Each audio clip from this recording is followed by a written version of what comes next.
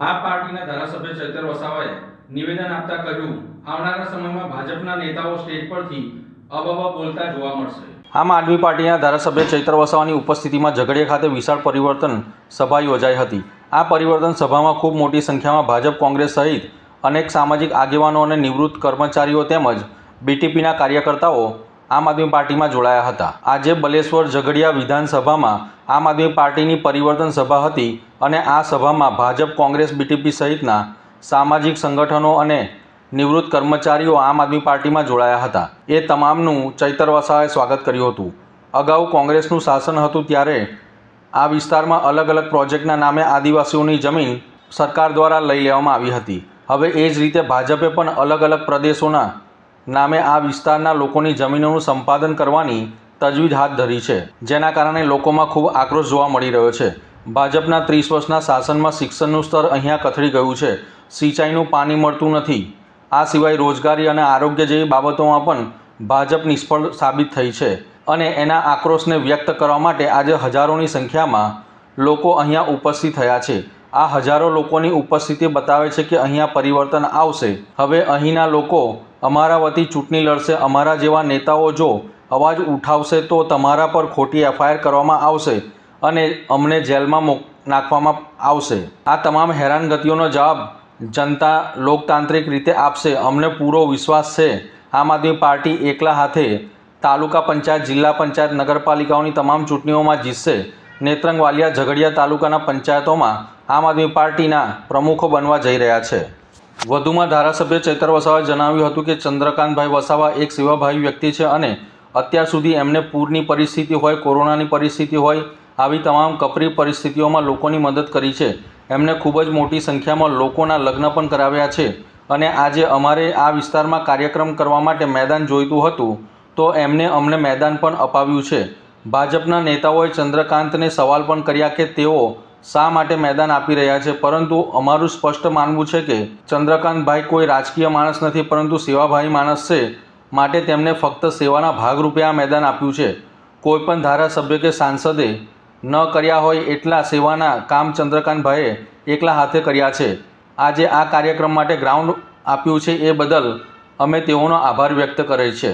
વધુમાં ધારાસભ્ય ચૈતર વસાવાએ જણાવ્યું હતું કે અબબ અમારું સરકાર સામેનું સૂત્ર છે અને સાંસદે કહ્યું કે તેઓ અબબનો વિરોધ કરે છે તો તેઓ તો અગાઉ જોહારનો પણ વિરોધ કરતા હતા। અમે જ્યારે જય બિરસા મુંડા બોલતા હતા ત્યારે તેઓ તેનો પણ વિરોધ કરતા હતા। આજે અમે એમને જય આદિવાસી, જય જોહાર અને જય બિરસા મુંડા બોલતા કર્યા છે। હવે આવનાર દિવસોમાં લોકો જાગૃત થશે તો આ ભાજપના લોકો સ્ટેજ પરથી અબબ બોલવાના છે તેવું જણાવ્યું હતું। આજે બલેશ્વર ઝઘડિયા વિધાનસભામાં આમ આદમી પાર્ટીની પરિવર્તન સભા હતી। આજની સભામાં ભાજપ, કોંગ્રેસ, બીટીપી અને સામાજિક સંગઠનોના રિટાયર અધિકારીઓ સહિત હજારોની સંખ્યામાં કાર્યકર્તાઓ આમ આદમી પાર્ટી પરિવારમાં જોડાયા છે, જેમનું અમે સન્માન સાથે પાર્ટીમાં સ્વાગત કરીએ છીએ। જે પ્રકારે 30 વર્ષ ગુજરાતમાં ભારતીય જનતા પાર્ટીનું શાસન હતું ચાલે છે, આગળ 50 વર્ષ કોંગ્રેસનું શાસન હતું। જે પણ આ વિસ્તારના આદિવાસી સમાજ એમને એક ઉમ્મીદ હતી, ત્યારે કોંગ્રેસના શાસનમાં પણ આ વિસ્તારમાં જીઆઈડીસીઓ આવી, રાજપાડી લિગ્નાઇટ પ્રોજેક્ટનો જીએમડીસી આવી, આ વિસ્તારમાં અનેક પરિયોજનાઓ બની, જેમાં આ વિસ્તારના લોકોની જમીનો ગઈ। એ જ પ્રકારે આજે ભાજપ પણ આ વિસ્તારમાં લિગ્નાઇટ પ્રોજેક્ટ વાલિયા હોય, દમલાઈ હોય, હાઈસ્પીડ કોરિડોર અંકલેશ્વરથી એકતાનગરનો હોય, જેવા અનેક પ્રોજેક્ટ લાવીને આ વિસ્તારના લોકોની જમીનો સંપાદન કરવાની તજવીજ હાથ ધરે છે। ત્યારે લોકોમાં એક આક્રોશ છે કે 30 વર્ષના ભારતીય જનતા પાર્ટીના શાસનમાં શિક્ષણનું સ્તર કથળેલું છે। અહીંયા પૂરતા શિક્ષકો નથી, શાળાઓમાં બેસવા માટેના ઓરડાઓ નથી, આંગણવાડીના મકાનો નથી। આ વિસ્તારના લોકો સિંચાઈનું પાણી ઝંકી રહ્યા છે। આજે નર્મદાનું પાણી 500 કિલોમીટર ગુજરાતમાં પહોંચતું હોય પણ આ ઝઘડિયાના વિસ્તારમાં નથી પહોંચ્યું। કરજણનું પાણી નથી પહોંચ્યું। પાઇપલાઇન દ્વારા છેક જીઆઈડીસીઓમાં કસુંબા સુધી લઈ જવામાં આવે છે, કરજણનું પાણી પણ અહીંયા નથી મળ્યું। ત્યારે રોજગારીની બાબત હોય, સિંચાઈની બાબત હોય, આરોગ્યની બાબત હોય કે શિક્ષણની બાબત હોય, તમામ બાબતોમાં આ શાસક પક્ષ નિષ્ફળ ગયો છે, જેને લઈને હજારોની સંખ્યામાં આજે લોકો ઉપસ્થિત થયા। લોકોની ઉપસ્થિતિ બતાવે છે કે આવનારા દિવસોમાં પરિવર્તન આવવાનું છે અને લોકો અહીંથી સંકલ્પ લઈને ગયા છે અને અમારા વતી એ લોકો ચૂંટણી લડવાના છે એવું લોકોએ પણ સામેથી હોકારો અમને આપ્યો છે. ત્યારે અમને લાગે છે કે સરકાર 30 વર્ષથી છે એમની જે મૂળભૂત ફરજો છે તે પણ પૂરી નથી પાડી રહી અને લોકો આજે હેરાન છે, પરેશાન છે. અમારા જેવા નેતાઓ આ વિસ્તારના લોકો માટે અવાજ બનીએ છે તો અમારા પર ખોટી એફઆઈઆરો કરવામાં આવે છે, પોલીસ દ્વારા ઇન્ક્વાયરીઓ કરવામાં આવે છે અને અમને જેલોમાં નાખવામાં આવે છે.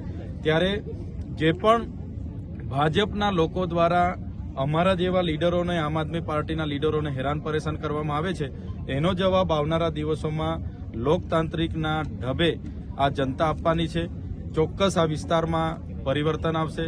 લોકો આજે જેટલા પણ મોટી સંખ્યામાં ઉપસ્થિત હતા એ પરિવર્તનના લીધે ઉપસ્થિત હતા અને ખૂબ આવનારા દિવસોમાં આમ આદમી પાર્ટી ખૂબ મજબૂતાઈથી તાલુકા, જિલ્લા પંચાયતોની ચૂંટણી લડશે અને જીતશે. અમને પૂરેપૂરી ખાતરી છે.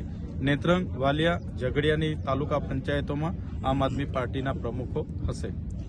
આજે આ પરિવર્તન સભા બલેશ્વર ખાતે થઈ છે ત્યારે ગુજરાત આદિવાસી સમાજના પ્રમુખ ચંદ્રકાંત વસાવા પણ આમ આદમી પાર્ટીમાં જોડાવાના હતા એવી ચર્ચાઓ ચાલતી હતી, એના માટે શું કહેશો?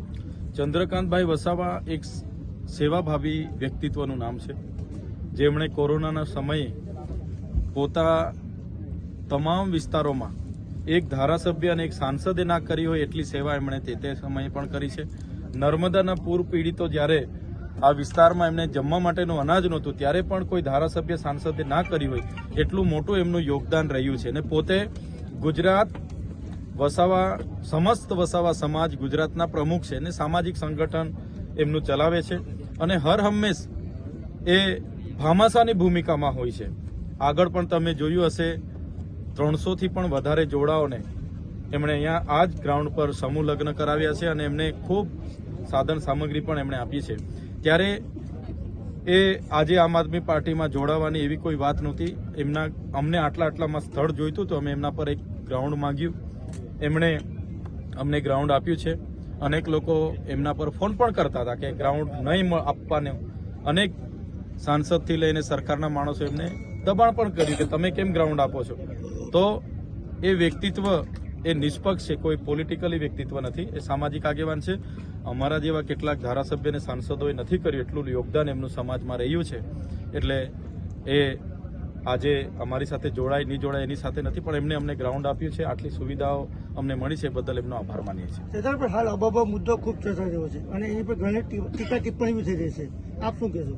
હબુબબો એટલે જે તે વખતે આદિવાસી સમાજના કબીલાઓ હતા, નાના નાના રજવાડો હતા, બહારના લોકો તેના પર હુમલાઓ કરે એટલે તરત હબોબબોનો પુકાર ગામનો મુખી કરે, વાહવો કરે અને ગામ ભેગું થાય અને એમાં જુસ્સો ભરવા માટે હબોબો બોલતા હતા. હબોબો અમે અમારું સરકાર સામેનું સૂત્ર છે. હબોબોનો આજે સાંસદે કીધું કે અમે વિરોધ કરીએ છીએ. સાંસદ તો આગળ જોહારનો વિરોધ કરતા હતા, જય બિરસા મુંડા બોલતા હતા, અમે એનો વિરોધ કરતા હતા. અમે બિરસા મુંડાની પ્રતિમા ડેડિયાપાડામાં સ્થાપિત કરતા હતા, એનો વિરોધ કરતા હતા. અમે જય આદિવાસી બોલતા હતા ત્યારે એ લોકો કહે કે ભાઈ આ વનવાસી બોલવાનું, વનબંધુ બોલવાનું. આજે જય આદિવાસી પણ એમને બોલતા કર્યા છે, જોહાર પણ અમે એમને બોલતા કર્યા છે, જય બિરસા મુંડા પણ એમને બોલતા કર્યા છે. આવનારા દિવસોમાં લોકો જાગૃત થશે. આજ ભાજપના લોકો સ્ટેજ પરથી હબોબો બોલવાના છે. છતાં તાલુકા, જિલ્લા પંચાયતના ઇલેક્શનની અંદર ભાજપ અને કોંગ્રેસ પણ છે, તો આપનો સીધો હરીફ કોણ રહેશે, ભાજપ કે કોંગ્રેસ? તમે ગુજરાતના હમણાં જે સર્વે આવ્યા છે જોયું હશે, આખા ગુજરાતમાં સીધી ટક્કર ભાજપ અને આમ આદમી પાર્ટીની છે. કોંગ્રેસ ક્યાંય દેખાતી નથી. એટલે અમે સ્વતંત્ર લડવાવાળા લોકો છે. અમારી સીધી ટક્કર ભાજપના નેતાઓ સાથે છે. તમે ઘણા નેતાઓ ઘડીકમાં ભાજપમાં જાય છે, ઘડીકમાં એમઆઈએમમાં જાય છે, ઘડીકમાં કોંગ્રેસમાં જાય છે અને લોકોને ગેરમાર્ગે દોરવાનું કામ કરે છે. એવા તમામ નેતાઓને આવનારા દિવસોમાં જનતા જાકારો આપવાની છે અને આ વિસ્તારોમાં આમ આદમી પાર્ટી તાલુકા, જિલ્લા પંચાયતોમાં જીતવાની છે. મહેશભાઈ વસાવા, જે મહેશભાઈ વસાવા બીટીપી પાર્ટી બનાવી, અમારા જેવા બધા જ યુવાનો એમાં જોડાયા.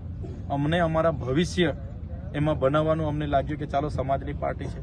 જ્યારે લડવાનું આવ્યું તો ભાજપના ઇશારે ડેડિયાપાડામાં નબળો ઉમેદવાર હતો બહાદુરભાઈ કરીને, એને ટિકિટ આપી દીધી. 3000 મત મળ્યા. ઝઘડિયામાં ભાજપે એમને પ્રેશર કર્યું કે ભાજપે કીધું કે પૈસા મળી જશે. છોટુભાઈ વસાવા સામે પોતે ફોર્મ ભર્યું, પોતાના પિતા સામે ફોર્મ ભર્યું. વિચારો ને તમે. એટલે આજ મહેશભાઈ વસાવા ભાજપના કહેવાથી, મનસુખભાઈના કહેવાથી હવે કોંગ્રેસમાં જોડાયેલા છે.